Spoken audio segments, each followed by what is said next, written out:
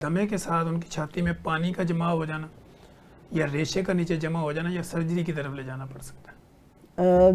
دمے کی وجہ سے تو ایسا نہیں ہوتا. ٹھیک. یوزلی یہ ہوتا ہے نمونیا کی وجہ سے. جب نمونیا ہے جس کو ہم چیسٹ کی انفیکشن کہتے ہیں جی. اس کے ساتھ بہت کامن ہے. ہم آلموسٹ جب سردیوں کا موسم اب آ رہا ہے تو آلموسٹ ڈیلی ایسے بچے آتے ہیں جن کو سانس کے ساتھ مسئلے کے ساتھ ساتھ پانی کی شکایت ہوتی ہے, پھیپھڑوں میں پانی جمع ہو جاتا ہے اور بچہ بعض اوقات اس حالت میں پہنچ جاتا ہے کہ بالکل نیلا ہوتا ہے جب ہمارے پاس آتا ہے. تو یہ ڈیزیز کی ہی کمپلیکیشن ہے. دمے کی وجہ سے پانی بھرنا لیس لائکلی ہے. دمے کی وجہ سے زیادہ تر مسئلہ یہ ہوتا ہے کہ کیونکہ سانس اندر چلا جاتا ہے, باہر نہیں نکلتا, جس کو ہم کہتے ہیں ایکسپائریشن کرنا, سانس باہر نکالنا, کیونکہ سانس کی نالیاں تنگ ہیں, اس سے آہستہ آہستہ کر کے جسم کے اندر کاربن ڈائی آکسائڈ جمع ہوتی رہتی ہے اور پھر وہ گریجولی جا کے آپ کو ایک ٹائم ایسا آتا ہے اگر ٹائم پہ نہ اس کو پتہ چلے اور علاج نہ کریں تو بچے کا اللہ معاف کرے سانس بند بھی ہو سکتا ہے. ٹھیک ہو. تو ڈاکٹر صاحب اکثر ہم دیکھتے ہیں بچوں کی ناک کی ہڈی ٹیڑھی ہو جانا یا ناک کی ہڈی کا بڑھ جانا یا ناک کے اندر گدودوں کا بڑھ جانا, تو کیا اس کی وجہ سے بھی کوئی دمے کی اٹیک آ سکتے ہیں یا دمے کی شکایت ہو سکتی ہے؟ اس کی وجہ سے نہیں ہوتے, یہ اس کے ساتھ اس کا ریلیشن ہے, ایسوسیشن ہے. یعنی کچھ بچے جن میں بار بار الرجی کا اٹیک ہوتا ہے, نزلہ زکام ہوتا ہے, تو ان کے ناک کے اندر جو ہڈی بڑھ جاتی ہے یا بعض اوقات ناک کے پچھلے حصے میں بھی کچھ غدود ہوتے ہیں جن کو ایڈینوئڈ کہتے ہیں, ٹھیک ہے, وہ بڑھ جاتے ہیں. اس کی وجہ سے پھر یہ ہوتا ہے گریجولی کہ اگر یہ پروسیس بڑھ جائے یا الرجی زیادہ ایکسٹینڈ کر جائے تو ناک کی انفیکشن سے شروع ہو کر نیچے انفیکشن چلی جاتی ہے. بچوں کو بار بار ناک اگر کی ہڈی بڑی ہوئی ہے, بچوں کو بار بار انفیکشن ہوگی, اور پھر وہی اگر بچہ اس کو استھما کا پہلے سے اٹیک ہو چکا ہے یا وہ مریض ہے استھما کا, تو ان بچوں کو زیادہ اٹیک ہوں گے, پہلے کی نسبت زیادہ اٹیک ہوں گے, بار بار بھی ہو سکتے ہیں. ٹھیک ہو. تو ڈاکٹر صاحب ڈرائی فروٹس کا استعمال بچوں میں ان کی چیسٹ انفیکشن کو, ان کی گروتھ کو اور ان کی امیونٹی بوسٹ کرنے میں کتنا کردار ادا کرتا ہے؟ بہت امپورٹنٹ ان کا ہے کردار. ڈرائی فروٹس کے اندر بہت سارے وائٹامنز ہیں, بہت سارے منرلز ہیں, ایون کچھ میں آئرن بھی ہے. تو اس طرح کی چیزیں جو ہیں جو ہماری ڈائٹ کا حصہ ہیں وہ بچے کے اندر اس کی قوت مدافعت کو بہتر کریں گے اور وہ بار بار نہیں اس کو انفیکشن ہوگی, اور جب انفیکشن ہی نہیں ہوگی, نزلہ زکام بھی نہیں شروع ہوگا, تو آگے بڑھ کے وہ پھر استھما کا اٹیک بھی نہیں سٹارٹ ہوگا.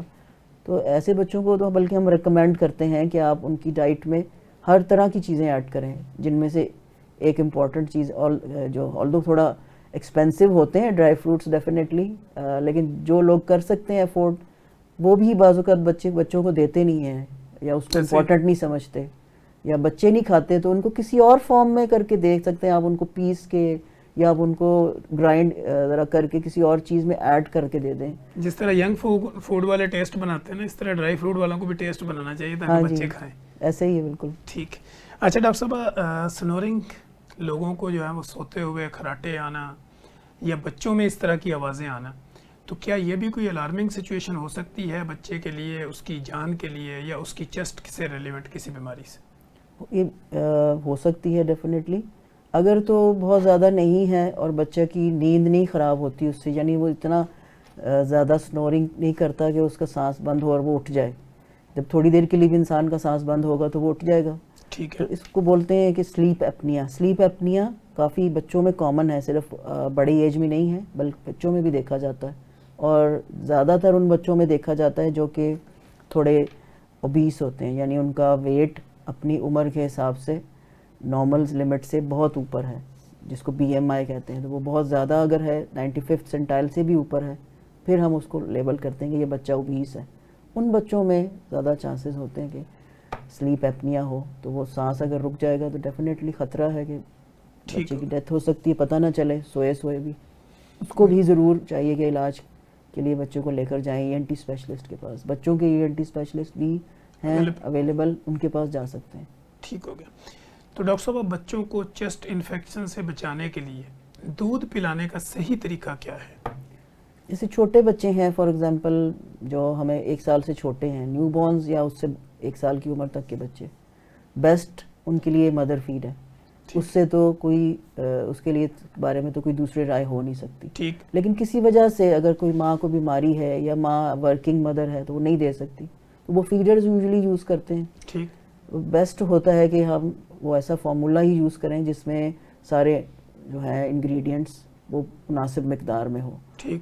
تو دودھ پلاتے ہوئے کوشش کرنی چاہیے کہ بچے کا سر اونچا رکھیں, ذرا ٹھیک. اس کو گود میں اس طرح لے کے کہ بچے کا سر اونچا ہو, ٹھیک. اور فیڈر کا جو نپل ہے اس کے اندر پورا دودھ ہو, ہوا نہ بھری ہو, یعنی اس رخ سے نہ رکھیں, تھوڑا اونچا کر کے فیڈر کو رکھیں. ٹھیک ہے. اگر زیادہ ہوا جائے گی تو ڈیفینیٹلی بچے وہ بھی کی chest میں اندر پرابلم بھی ہوگا, اور دوسرا یہ کہ بچہ جو برپ اگر نہیں کرے گا تو وامٹ کر دیتے ہیں بعض اوقات بچے, تو خطرہ ہوتا ہے کہ ایک بھی قطرہ الٹی کا اگر ان کی سانس کی نالی میں چلا جائے تو وہ وہاں جا کر رک بیٹھ جاتا ہے, کیونکہ لنگز میں وہ ابزارب تو نہیں ہو سکتا, بالکل ایسے. وہاں جا کے وہ نمونیا کریٹ کر دیتا ہے, اس کو ہم ایسپریشن نمونیا کہتے ہیں. ٹھیک ہے.